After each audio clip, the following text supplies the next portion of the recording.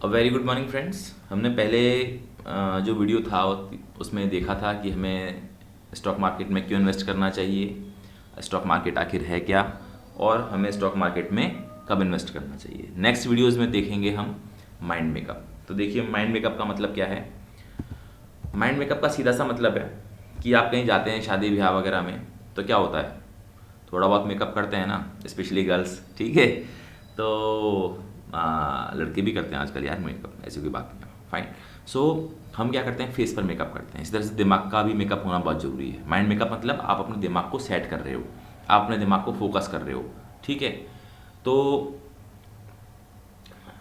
इसमें देखिए, पहली चीज़ें मैं आपको कुछ चीज़ें बता देना चाहता हूँ, और दिमाग में हमेशा इन चीज़ों को ध्यान रखिएगा कि investment in stock market after thorough research is not gambling. देखिए, स्टॉक मार्केट में पैसा लगाना कोई जुआ खेलना नहीं है, ठीक।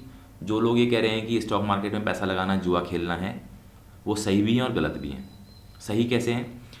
वो सही इसलिए हैं कि अगर आप बिना सोचे समझे, अंधाधुंध तरीके से, बिना दिमाग लगाए, बिना संयम के, ठीक है, बिना डिसिप्लिन के पैसा लगा रहे हो, तो डेफिनेटली आपका पैसा जीरो हो जाएगा, आप जुआ खेल रहे हो। वो गलत कब हैं? वो गलत तब हैं जब आप सोच समझ कर, दिमाग से चीज़ों को समझ रहे हैं, कर रहे हैं एक लिमिटेड अमाउंट, वो भी जो आप भूल सकते हैं 2-3 साल के लिए। रोज़ खोल खोल कर नहीं देख रहे हैं मार्केट में क्या हो रहा है, ठीक है, और सिर्फ इन्वेस्टमेंट पर ध्यान दे रहे हैं, तो ये जुआ नहीं है। एक तरीका है जिससे आप अपने पैसों को बढ़ा सकते हो, ठीक है। बढ़ाना क्यों है? क्योंकि मुझे अधिकार है एक अच्छी ज़िंदगी जीने का, इसलिए मुझे ज़्यादा पैसे चाहिए, ठीक है। एक लेजिटिमेट तरीके से, एक सच्चे तरीके से मैं पैसे बढ़ा रहा हूँ, मैं कोई किसी से धोखाधड़ी नहीं कर रहा हूँ, ठीक है। सब दूसरा मंत्र याद रखिएगा कि सबसे पहले हमें पैसे बचाने हैं और फिर खर्च करने हैं। लोग क्या करते हैं, लाख रुपए सैलरी मिली, पहले खर्चे करेंगे कि साहब क्रेडिट कार्ड का बिल 40,000 रुपया, साहब बिजली का बिल 20,000 रुपया, साहब क्या कहते हैं, घर का खर्चा 70,000 रुपया। तो 40 और 20 60, और घर का खर्चा मान लो 30,000, तो 90,000 रुपये तो साहब ऐसे ही ख़त्म हो गए। अब 10,000 रुपये हैं, इनको मैं क्या इन्वेस्ट करूँ, ठीक है। तो ये बेवकूफ़ी वाली बातें हैं। आपको क्या करना है, पहले पैसे बचाने हैं। फिजूल खर्ची रोकिए, नहीं खरीदिए नया नया फ़ोन, नहीं खरीदिए फालतू की चीज़ें। जिनमें आप पैसा बचा सकते हो वो पैसा बचाइए। मैं ये नहीं कह रहा कंजूसों की तरह रहने लग जाओ कि साहब फटी चप्पलों में घूम रहे हो, फटी पैंट पहन रखी है, फटी शर्ट पहन रखी है, बिल्कुल थर्ड क्लास लैपटॉप कर रखा है, बिल्कुल टूटा हुआ फ़ोन रख रखा है। रखिए, आप चीज़ों को रखिए, लेकिन क्या होता है, चप्पल भी ज़रूरी नहीं है कि हम 250 वाली खरीदें, ठीक है, हम 150 वाली भी खरीद सकते हैं। मोबाइल ज़रूरी नहीं है कि हम 1 लाख का ही खरीदेंगे, हम 20,000 का भी खरीद सकते हैं, 30,000 का भी खरीद सकते हैं। लैपटॉप ज़रूरी नहीं है कि हम 3 लाख का लैपटॉप ही लेंगे, अरे भाई हम 30,000 का लैपटॉप भी ले सकते हैं। तो आप समझ लीजिए कि कौन सी चीज़ें में आपको पैसा बचाना है। फिजूल खर्ची कम करते हुए आप पैसे को पहले बचाइए, उसके बाद फिर उसे खर्च करिए, ठीक है। तो पैसा जब आप पहले बचा लोगे ना, तो आपको लगेगा यार मैंने पैसा बचा लिया, मुझे खर्च नहीं करना है। तो पहले पैसा बचाइए, फिर उसे खर्च करिए। तीसरी चीज़ माइंड में क्या ध्यान रखना है कि हमें मार्जिन मनी को, या उधारी के पैसे से, या दोस्तों से उधार लेकर, या लोन लेकर, दोस्तों से, रिश्तेदार से, या किसी दलाल से उधार लेकर पैसा बाज़ार में कभी नहीं लगाना है। अगर आपने स्टॉक मार्केट में उधारी का पैसा लगा दिया, या जो ब्रोकर्स मार्जिन देते हैं वो मार्जिन का पैसा आपने लगा दिया, तो क्या होगा, आपको जब भी ज़रूरत पड़ेगी उन लोगों को, वो कहेंगे भाई पैसे दे दे हमें हमारे। तो आप क्या करोगे, आपको स्टॉक बेचने पड़ेंगे आपने, तभी तो आप उसके पैसे चुकाओगे। तो आपको क्या लगेगा, दिल दुखेगा, अरे यार मैं काश मेरे पास मेरे खुद के पैसे होते, देखो कितना अच्छा स्टॉक कर रहा है काम, रेट बढ़ती जा रही है धीरे धीरे, मैंने कितना प्यारा स्टॉक चुना है, लेकिन क्या करूं यार, उसके पैसे चुकाने हैं तो मुझे बेचना पड़ेगा। ऐसी गलती मत करिएगा। उधारी के पैसों से, लोन के पैसों से आपको कभी भी, या मार्जिन के पैसों से आपको काम नहीं करना है स्टॉक मार्केट में। अगर आप स्टॉक मार्केट में इन्वेस्टमेंट करना चाहते हैं, मैं चौथी बार बोल रहा हूँ मेरे दोस्तों, मेरे माय फ्रेंड्स, कभी भी दोस्ती में रिश्तेदारों से, किसी दलाल से उधार लेकर, या लोन पर पैसे उठाकर, या ब्रोकर द्वारा, ठीक है, जीरोधा, स्टॉक, शेर खान, मोतीलाल ओसवाल, इनके द्वारा दिए गए मार्जिन पर काम बिल्कुल मत करना, ठीक है। चौथा पॉइंट क्या ध्यान रखना है कि आप उतना ही अमाउंट इन्वेस्ट करो जितना आपको अभी नहीं चाहिए, ठीक है, जिसको आप भूल सकते हो। दोबारा रिपीट कर रहा हूँ दोस्तों कि सपोज 1 लाख रुपये आपकी इनकम है, ठीक है, और आपके 70,000 रुपये बचते हैं, और 70,000 रुपये में से सपोज करिए 15,000 रुपये आप ऐसे रुपए निकाल सकते हो जो आपको 2 साल तक ज़रूरत नहीं पड़ेगी, 3 साल तक ज़रूरत नहीं पड़ेगी। इमरजेंसी की बात दूसरी है, वो तो किसी को नहीं पता होता। लेकिन 15,000 रुपये ऐसे हैं जो मुझे भाई नहीं चाहिए, मैं उनके बिना भी काम चला सकता हूँ, तो वो पैसा आप डालिए, ठीक है। और ध्यान रखिए, जो भी आपके पैसे बचते हैं खर्चे के बाद में, उसका 25% से ज़्यादा आपको कतई पैसा बाजार में नहीं डालना है, स्टॉक मार्केट में नहीं डालना है, ठीक है। 25% पैसा आप स्टॉक मार्केट में डाल दो, ठीक है। फिर कुछ पैसा आप गोल्ड में डाल सकते हो, कुछ एफडी में डाल सकते हो, कुछ पीपीएफ में डाल सकते हो, कुछ एलआईसी में डाल सकते हो, कुछ पोस्टल लाइफ इंश्योरेंस में डाल सकते हो, ठीक है। लेकिन आपके बचे हुए जो पैसे हैं खर्चे के बाद, उसका 25% से ज़्यादा आप पैसा बाजार में नहीं डालेंगे, ओके। अच्छा, 5वां पॉइंट देखिए कि मैं मेरे पोर्टफोलियो में, मतलब मैं मेरे पास 10 से 15 से ज़्यादा स्टॉक्स नहीं रखूँगा। लोग क्या करते हैं, 15,000 रुपये लगाने तो 15 स्टॉक्स खरीद लेंगे 1,000 रुपये लगाकर, गलत है ये। या 30 स्टॉक्स खरीद लेंगे 500 रुपये लगाकर, गलत है ये।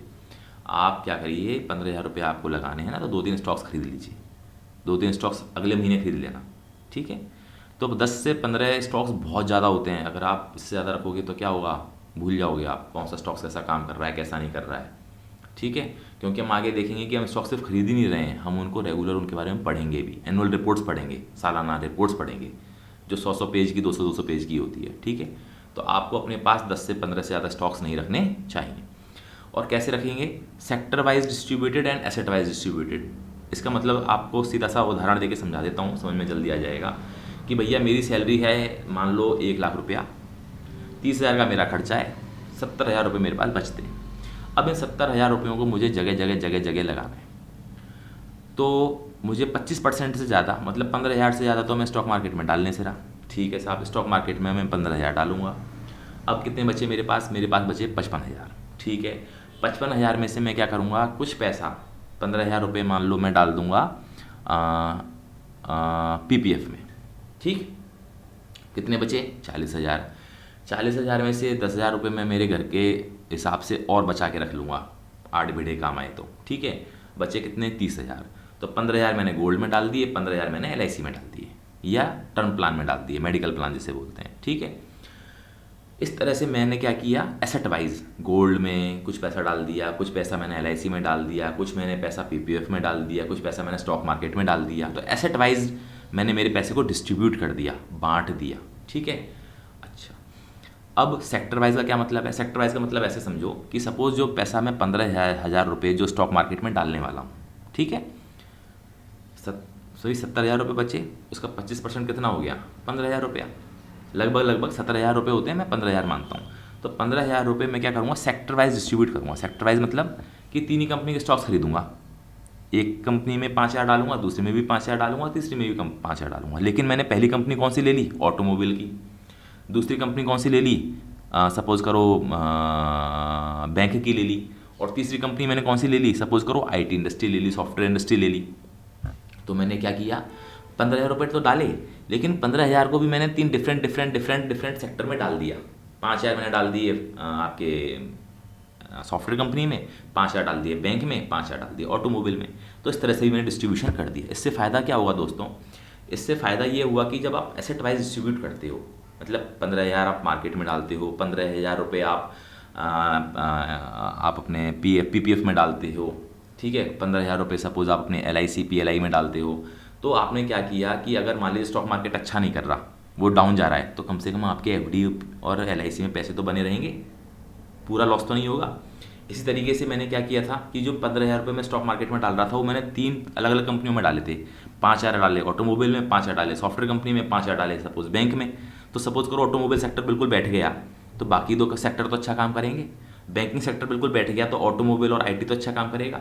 आईटी बिल्कुल बैठ गया तो ऑटोमोबाइल और बैंकिंग तो अच्छा काम करेगा। तो इसे बोलते हैं सेक्टर वाइज और एसेट वाइज डिस्ट्रीब्यूशन करना। छठी चीज़ दिमाग में याद रखनी है, वो है कि हमें ध्यान से रखना है कि हमें पेशेंस रखना है। पेशेंस मतलब होता है संयम, धैर्य।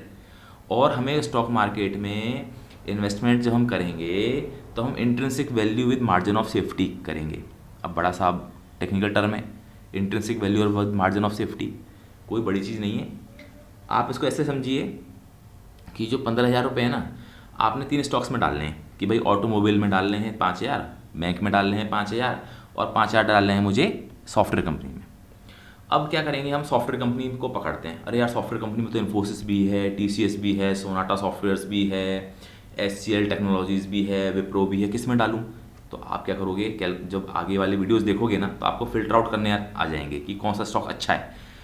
ठीक है, अब आपको सपोज आपने जब फ़िल्टर आउट किए, सारी चीज़ें देखी, तो आपको समझ में आया कि यार Sonata software is a good company, Sonata software अच्छी कंपनी है, मान लो। ठीक है, मेरे कह देने से कुछ नहीं होगा, मान लो कि सोनाटा सॉफ्टवेयर आपकी छट कर आती है, तो आप देखोगे सोनाटा सॉफ्टवेयर यार 800 पे चल रही है यार, लेकिन यार इसकी जो रियल वैल्यू है, मतलब जो जिस पर इसको खरीदना बनता है, वो तो 500 रुपये ही है। तो भाई मैं तो 500 रुपये पे ही खरीदूंगा। नहीं, आपको 500 पे भी नहीं खरीदना है। आप क्या करो, इंट्रिंसिक वैल्यू आपने निकाल ली 500 रुपये, इंट्रिंसिक मतलब रियल वैल्यू 800 रुपये पे चल रहा है। ठीक है, अभी बढ़ा है साहब 15-20 दिन में, पहले तो 500 पे चलता रहा था साला, सॉरी 500 रुपये पे चलता रहा था 10 साल तक, 5 साल तक, 3 साल तक, 2 साल तक। तो भाई 500 रुपये पर मैं ही इसे 500 रुपये पे ही बाय करूँगा। आपने सपोज जैसे सोचा, आप आगे देखेंगे इंटरेस्ट वैल्यू कैसे निकालते हैं। ठीक है, तो आपने देखा भी 800 पे चल रहा है, मैं तो 500 रुपये पे इसका खरीदना बनता है, तो मैं तो 500 रुपये पे खरीदूंगा, लेकिन मार्जिन ऑफ सेफ्टी भी लगाऊंगा। मार्जिन ऑफ सेफ्टी कहती है कि जो आपकी इंट्रिंसिक वैल्यू निकल कर आई है, जो आपके 500 रुपये निकल कर आए, उस पर भी डिस्काउंट 5%, 10% का।